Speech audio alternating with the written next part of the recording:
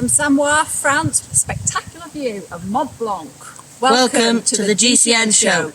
Welcome to the GCN show, and welcome back, Dan. It's good to be back, and in one piece, despite the full sends I was doing at Whistler Bike Park. This week we're asking the question, do cycle lanes make driving faster or slower? And what impact do different countries' attitudes on cycle lanes have on the development of cycling-friendly infrastructure? Yeah, we also find out that F1 drivers are very good bike riders, whilst there is yet more beef in the world of gravel.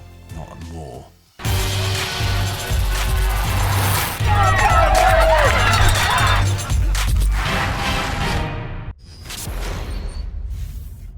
This week in the world of cycling, we learnt that Egan Bernal is back. Yeah, after a crash that almost ended his career in January, the former Tour de France winner will return to competition today at the Tour of Denmark. Which is a 5-day race that incidentally you can watch live and on demand on GCN Plus everywhere except for Denmark. So make sure you check it out if you're a subscriber outside of Denmark. It's good to have Egan Bernal back though, isn't it? We also learned this week that Montana is the most beautiful US state. Now, bear with us on this one. This opinion comes from bikepacking cyclist Bob Barnes, who spent a year cycling to all 50 US state capitals. So the New Yorker had said that Montana was incredible and one of the most beautiful out of every single county he visited. And he's been quoted as saying, the scenery is spectacular and it doesn't get old, it's simply amazing. Yeah, so there we have it. If I'm honest, Montana wouldn't have been top of my list, but definitely has been added now. I guess I can't really judge because I haven't been to every 50 states. No, well maybe that should be one of your next challenges, Hank. We should add that to the big folder of Hank challenges that we've got. How long do you think it would take you? How to kill Hank? Over a year, I reckon. Well, so it means a year out of... That would be very nice year for out of the the rest of us, wouldn't it? Yeah. Get rid of you for an entire year. Happy days. Oh gosh, no. In other news, it turns out Dan has not dyed his hair. In fact, I can see a lot of grey ones there. He is also capable on the mountain bike as well. But it's not just Dan who's been taking on the hairy trails, it's also Lorraine and Jude too. Yes, over in Canada, which we thoroughly enjoyed. We're not quite ready to enter the Red Bull Joyride competition just yet. Maybe we'll just start with some World Cup downhills next year. Yeah, good luck there. Anyway, now this week we are talking about cycle lanes. Research has shown that many people are reluctant to start cycling in urban areas unless there are designated cycling paths. But what impact do they have on the speed of the traffic alongside? Well, according to theconversation.com, many Australian motorists make the assumption that adding cycle lanes alongside the roads will force drivers to slow down through speed limits, therefore increasing journey times. And it's also an assumption that's shared by many British motorists as well. Yeah, in a study, theconversation.com surveyed close to 1,600 motorists from the UK, Australia and the Netherlands, showed them a number of pictures of roads, some with cycle lanes and some without, and asked them to estimate the speed limit of that road. Yeah, this is really interesting. So the answers showed some very clear differences between the Dutch participants in the study and those that were from the UK or Australia. Now, when shown a picture of a road without a cycle path alongside, those surveyed from the Netherlands estimated a much lower speed limit. Conversely though, when shown the same streets with cycle lanes but framed in such a way that the participants weren't aware they were exactly the same streets, Dutch participants did not predict a lower speed limit for those roads, and some of them actually thought that there might be a higher speed limit due to the extra safety that cyclists would have by having that cycling infrastructure. Yeah, suggesting that because they are more used to driving in areas where there are cycle lanes, they are aware that this creates a safer riding environment for the cyclists, which wouldn't necessitate a lowering of the speed limit. No. Now, one of the barriers to introducing better cycling infrastructure in any country is opposition from motorists. Yeah. So understanding that their perception of the effect new cycle lanes will have on them is likely to be one of the reasons why improvements are slow in certain countries. So perhaps a part of the lobbying in countries looking to start making more provisions for cyclists should be to educate the motorists on precisely this point. Adding bike lanes is unlikely to lower the speed limits, and in some case, where cyclists have been made particularly safer, could even allow the speed limit to be raised. It's an interesting one, isn't it? And we would love, as ever, to hear your experiences and thoughts on this. If you're from a cycling-friendly country such as Denmark or the Netherlands, or indeed from a non-cycling-friendly country such as pretty much every other country in the world. Have you noticed far less resistance from motorists to new cycle lanes if you're from the Netherlands, for example, or if you're in the UK, Australia or the US? Have you encountered scepticism or even anger at the prospect of added or improved cycling infrastructure in your particular area? Let us know in that comment section below. Yeah, I'm looking forward to reading those comments. Now, interestingly, it's not just motorists who can be anti-cyclists, but retail shop owners too. Now, they believe, many of them, that taking away easy vehicle access to shops would drive customers away. Yeah, but other studies have shown that having features that make it up safer for cyclists and pedestrians actually increase shops' income. And increase revenue for shops in cities such as Los Angeles and San Francisco, amongst others in the US, as a recent study has reported. Now, the natural conclusion from everything that we've just spoken about is that education about the impact of improved cycling and pedestrian infrastructure is probably going to be key, isn't it, if we want to see those improvements happen in our own local areas and communities. Yeah, so slip it into conversation at work or with your friends. Every little helps, and it might just speed up the changes that we're all hoping for. You never know. Just before we move on, a reminder that the third and final Grand Tour of 2022, La Vuelta a España, starts this coming Friday, and you'll be able to watch it live on GCN Plus if you're in Europe or the Asia Pacific, excluding China, Japan and New Zealand. Roglic versus Evenepoel versus Carapaz versus many, many other talented cyclists. It's going to be a cracker, and I hope you can join us for our live or on-demand coverage. Oh, I can't wait for that. And now it's time for cycling shorts. Cycling shorts now, and we'll start the news that Tiffany Cromwell's job as a pro cyclist with Canyon SRAM is increasingly influencing her partner, Formula One star Valtteri Bottas. Yes, so Valtteri has been spotted recently racing at Steamboat Springs gravel race over in Colorado in the US. Now, the grueling 60-mile course challenges even the fittest, I would say, of riders, but Valtteri managed to come in 4th overall and only 4 minutes behind the winner of the race. Yeah, fair play, Valtteri. We all know that F1 drivers are fit athletes, but seriously impressive, that one. And Cromwell went 3 positions better and 40 miles better, finishing first in the 100-mile blue course. So strong Still cover. showing him how it's done, like I it. think. We're looking forward to hearing, in fact, about how our very own Manon Lloyd got out there at that event. That video will be out soon.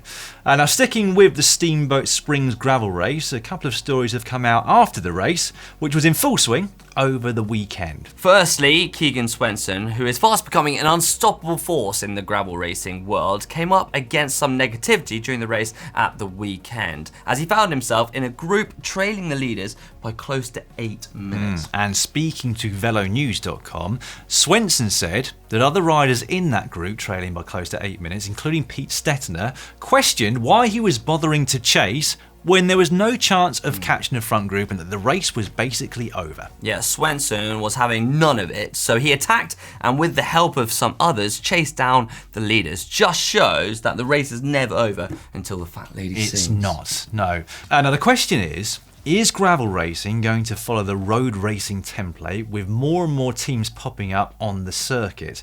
Are we soon going to see gravel races being controlled by big teams and big money and move away from the solo rider versus rider racing style? Yes, we think it is the answer. It's a natural progression, even if some won't like it. In other news though, Mark Beaumont has been out doing gravel racing too over in Canada at a race that is in, like, get this, over 500 kilometres of racing. He always has to go bigger and better, doesn't he? He does. Let's hear from him.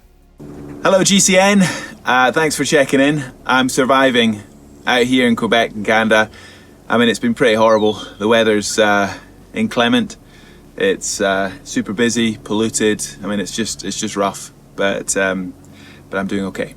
The racing out here has been phenomenal. First taste of North American gravel, and well, I was a newbie to gravel during lockdown, and this time last year was GB Duro, which, if anyone knows what that event's all about, is pretty techy, UK single track, going over the Yorkshire Dales, just pretty hardcore gravel, whereas gravel here is like a dusty road race. There are a few techie sections, but much, much faster. Not kind on the elevation, 7,300 metres in 500 kilometres, so certainly not easy, but faster riding than gravel in the UK for sure. I completed the course in 21 hours and 40 minutes, so smashed it, tried to go fast, felt good, and just loved it. Great community event, really nice to be out here and, you know, with athletes mainly from Canada, but some from the US, a few other Europeans, and I'll definitely be back for more. This is an amazing scene for a roadie turned gravel rider. Absolutely loving it, and yeah, I'm going to take a few days to recover from that one. Good place for it. Zwift Academy is back. Last year saw 2 lucky winners sign pro contracts after a week of epic challenges in Mallorca. Now you can be in with a chance of following in their footsteps. Registration is now open for this year's competition. From the 12th of September to the 9th of October, you can challenge yourself against thousands of other Zwifters for the chance to be selected for this year's finals. Check the link in the description for more details of how to get involved. In other news, I have to say, in my opinion, cycling is one of those sports that is the first one you try and the last one you give up. Think about it. Growing up as a toddler, one of the first skills you tend to try and nail is getting on a balance bike. Now, for some of us, we test our skills on other sports, and others then revisit it. Such as retired football star Roy Keane, the former Manchester United captain.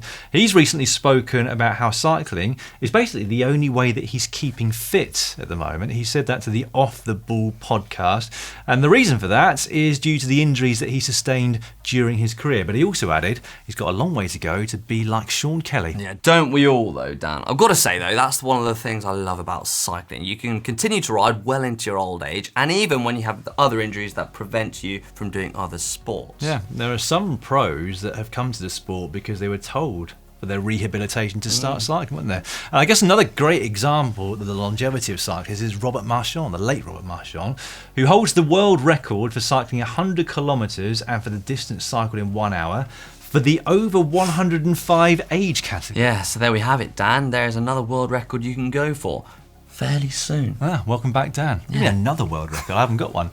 Anyway, whilst we're on the subject of cycling being inclusive for a vast age group, there's also been a huge growth in cycling around the globe, including in China, where cycling is now more popular than it's ever been. Yeah, the Chinese Cycling Association says that there are at least 20 million people in the country that participate in cycling as a sport rather than just for travel, which is super positive news for the whole of the cycling industry. Yeah, certainly not bad news, is it? No. Next up, a huge shout out to David Zwi, the 34 MND motor neuron disease campaigner, who in a 20-hour ride managed to complete the 265-mile High Five challenge. That one scales 5 of Scotland's highest peaks, and in doing so, he raised more than £150,000 for the My Name's Doddy Foundation. Yeah, Dave was himself diagnosed with MND in 2018 and is on a mission to raise money and awareness around this horrible disease. And we wish him all the best and very well done for the incredible amount he has already done. Yes, well done to you, Dave. Now, fortunately, we are going to finish Cycling Shorts this week with some rather sad news.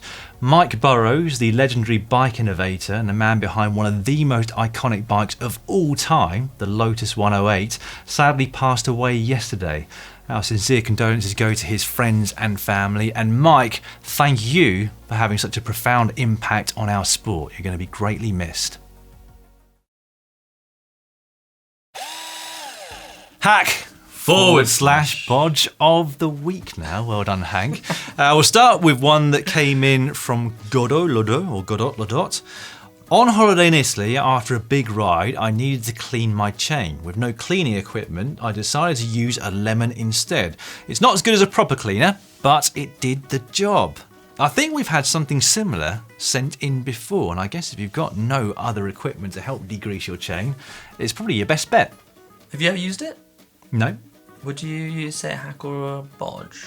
I'd say hack if you've got no other degreaser with you. It's far better for the environment, even though I guess you're kind of wasting a lemon that you could have consumed. Yeah. I like it. I'd potentially use Both it. going with hack for that one. Hack for that one. Yeah. Now we got another one in from Diog of Pachico. New life for old cassettes. So if you've got cassettes, look at this, because you can have a medal rack made out of your old chain and your old cassettes too. I've got to say, I like it. I think it's pretty smart. Well, Diog says it's one for each child and they love it. And I've got to say, you must have some very talented children with the amount of medals that are racked up there. But yeah, I'm going to go with hack with that one as well. Yeah, I definitely wasn't that. You haven't got that many medals, have you? Nah. Hallow Lumpy wrote in with this, saying, saw these bars at the Boone NC Gran Fondo that looked like aero bars turned vertical, looked like antlers on a road bike, but spoke with the owner and he called them comfort bars for the upcoming ride of over 5,300 feet of climbing and 57 miles. Now they always look slightly strange, don't they? But if you've got any kind of back issues or back discomfort, this sort of thing, as long as it's been done safely, enables you to continue riding a bike and doing events like that Gran Fondo. So, contrary to what most people might be expecting, I'm going with hack. Yeah, I'm kind of with you, Dan, just because I think it does allow you to ride a lot further and, you know, take out that back discomfort that you might find in the lower back. So, yeah, if it's enabling you to ride further, then I think I'd agree with that. On the other hand, if you have no back issues whatsoever, bodge. Yeah, just for 100%. a bit of extra comfort whilst you're doing the ride. Yeah, exactly. Well, we got one in from Steve Thumb.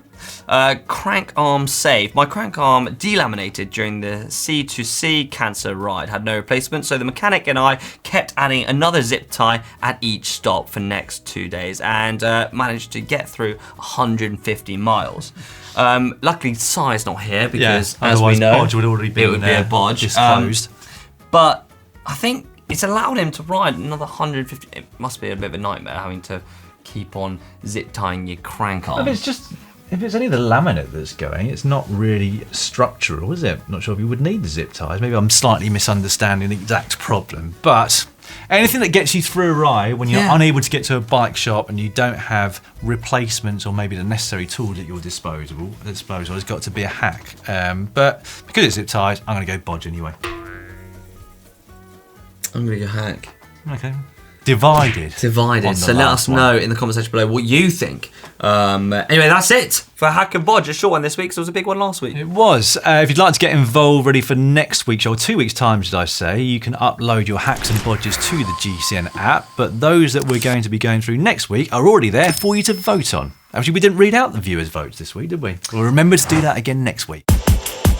It's now time for Caption Competition, the time of the show where you see a picture we provide you, you give us the best caption you can possibly muster up, and we wing you a GCN water bottle for the winner. If we pick you as the winner, yes. But before that, you might be wondering what this thing on the desk has been for the entire show so far.